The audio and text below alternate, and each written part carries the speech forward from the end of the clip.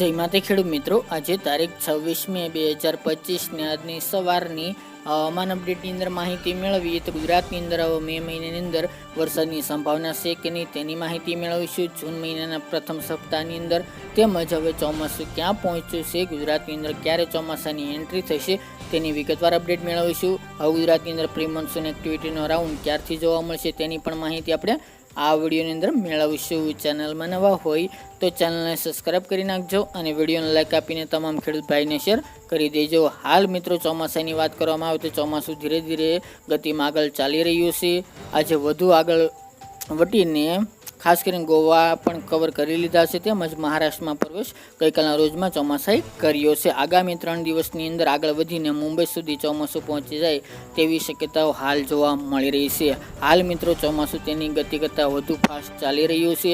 આવું જો ચોમાસું ચાલે તો ગુજરાતની અંદર પણ વહેલું પ્રવેશ કરે તેવી પણ સંભાવના દેખાઈ રહી છે, પરંતુ આગળ જતાં મિત્રો ચોમાસું અટકે તેવા પણ હાલ તો સમાચાર મળી રહ્યા છે. પરંતુ અનુકૂળ પરિબળો હશે તો ચોમાસું ગુજરાતની અંદર પણ 10 તારીખ આસપાસથી લઈને 15 જૂન આસપાસ પહોંચી જાય તેવી પણ શક્યતાઓ હાલની અપડેટ મુજબ જાણવા મળી રહી છે. બાકી મિત્રો ચોમાસાની નિર્ધારિત તારીખ 15 જૂન ગણી શકાય. બાકી વાત કરવામાં આવે તો મિત્રો પ્રી મોન્સૂન એક્ટિવિટીના વરસાદની આ રાઉન્ડની અંદર સિસ્ટમની અસર ગુજરાતના અનેક ભાગોની અંદર જોવા મળી હતી. મિની વાવાઝોડા સાથે ગુજરાતના અનેક ભાગોની અંદર ભારે વરસાદો પણ જોવા મળ્યા હતા. ગઈકાલના રોજમાં પૂર્વ ગુજરાતના ભાગો, ઉત્તર ગુજરાતના પાલનપુર, મહેસાણા જેવા ભાગો તેમજ બનાસકાંઠાના અમુક ભાગોની અંદર વરસાદી ઝાપટા જોવા મળ્યા હતા. તેમજ દાહોદ, ગોધરા, મહીસાગર જેવા ભાગોની અંદર પણ ઝાપટારૂપી કમોસમી વરસાદ હાલ તો જોવા મળી રહ્યો હતો. પરંતુ મિત્રો હવે ગુજરાતની અંદર પ્રી મોન્સૂન એક્ટિવિટી યથાવત જોવા મળશે. હાલ સામાન્ય કોઈ જગ્યાએ વરસાદી ઝાપટા જોવા મળશે. હમણાં ગુજરાતની અંદર ભારે વરસાદની સંભાવના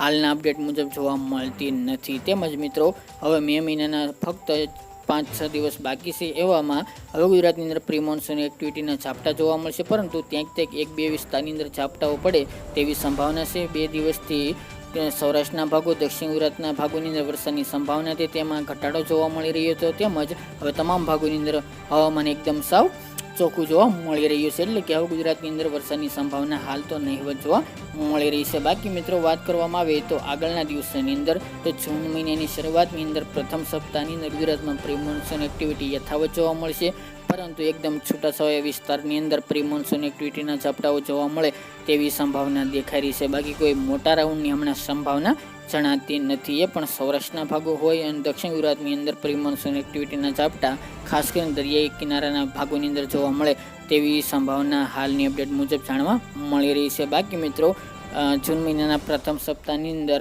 ચોમાસું પહોંચે તેવી પણ શક્યતા ખૂબ ઓછી જોવા મળી રહી છે. આમ જોવા જઈએ તો 8 થી લઈને 15 જૂન વચ્ચે ચોમાસું ગુજરાતમાં પ્રવેશ કરે તેવી પણ હાલ સંભાવના વ્યક્ત કરવામાં આવી રહી છે. ત્યારે ગુજરાતના અનેક ભાગોની અંદર હાલ તો તાપમાન નીચું ચાલી રહ્યું છે, પરંતુ ગરમી અને બફારાનું પ્રમાણ પુષ્કળ પ્રમાણમાં જોવા મળી રહ્યું છે. તેમજ મિત્રો ગઈકાલના રોજથી રોહિણી નક્ષત્રની પણ શરૂઆત થઈ ચૂકી છે.